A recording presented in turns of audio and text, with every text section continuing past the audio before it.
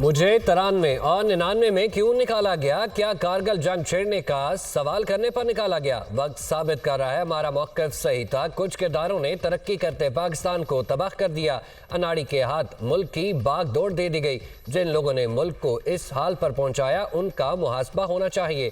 अब हमें अपने मामलात भारत और अफगानिस्तान के साथ भी ठीक करने हैं। हमसायों से नाराज रहकर मईशत बेहतर नहीं कर सकते। बाकी लोगों ने बातें की, हमने काम किया। मुल्क के लिए बिजली बनाई, कोयले के ज़खायर दरियाफ्त किए। फर्नेस ऑयल की बजाय कोयले से सस्ती बिजली बन सकती है। शहबाज शरीफ आकर ना संभालते तो मुल्क दिवालिया हो जाता। कायद नून लीग नवाज शरीफ का पार्लिमानी बोर्ड के इजलास से रायवंड वाला 3 बार वजीर आजम बन चुका, चौथी बार सेलेक्ट होना चाहता है। जो 3 बार फेल हुआ वो चौथी बार आकर कौन सा 3 मारेगा? मियां साहब इन सही टकराए जिन्होंने 2/3 अक्सरियत दिलाई। मियां साहब ने एक बार फिर हुकूमत दिलवाने वालों से लड़ना है। अगर चौथी बारी मिली तो मियां साहब वही रवायती पुरानी सियासत करेंगे। हम 3 बार भुगत चुके, अब चौथी बार भुगतना पड़ेगा। मियां साहब जिनसे 2/3 अक्सरियत मांग रहे हैं वो कह रहे हैं किधर से दें? अगर अक्सरियत मिली तो फिर नुकसान आपका होगा। मुझे क्यों निकाला कहते कहते लंदन चले गए। एक सियासी जमात चाहती है कि इलेक्शन जीत कर मुखालिफिन से इंतकाम ले। Chairman peoples party Bilawal Bhutto के एक तीर से कई शिकार। सिलेक्शन नहीं इलेक्शन जीत कर आओ, बिलावल भुट्टो का चैलेंज। मियां साहब को बाहर जाकर 10 साल आराम करने का मशवरा भी दे डाला।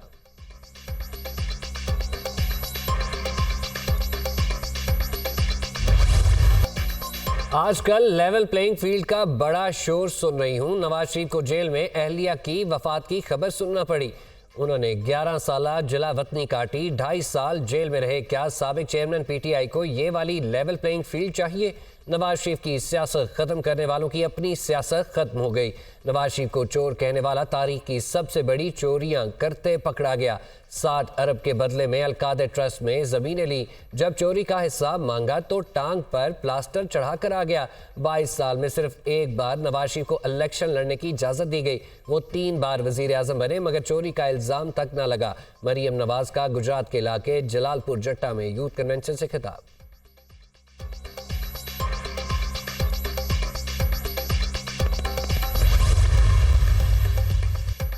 £190 मिलियन मुंतकली केस में नैब की तहकीकात। साबिक वफाकी वजीर जुबैदा जलाल ने नैब टीम के सामने नया इंकशाफ कर दिया। इस संजीदा मामले की काबीना में किसी बहस के बगैर मंजूरी दी गई। हमने कैबिनेट इजलास में मामले की तहकीकात का मुतालबा किया था। मुझ समेत मुतादिद वज़रा की तहफ़्फ़ुज़ात के बावजूद किसी एक ने ना सुनी और मिनट्स को खुफिया रखा गया।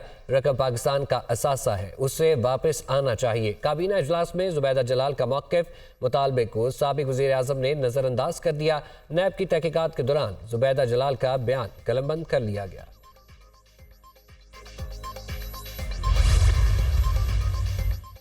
नवाज शरीफ और शहबाज शरीफ की ज़ेर सदारत पार्लिमानी बोर्ड का 6ठा इजलास। मरियम नवाज, इसहाक डार, राना सनाउल्लाह समेत दीगर रहनुमाओं की शिरकत। इंतखाबात के लिए अटक, जहलम और चकवाल से उम्मीदवारों के इंटरव्यूज। सीट एडजस्टमेंट के लिए मुस्लिम लीग नून और IPP की कमेटियां भी तश्कील।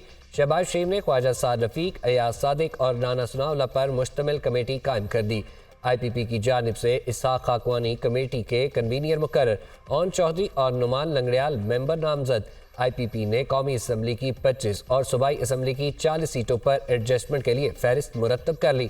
दोनों जमातों की कायम करदा कमेटीज का आइंदा इजलास पीर को होने का इम्कान।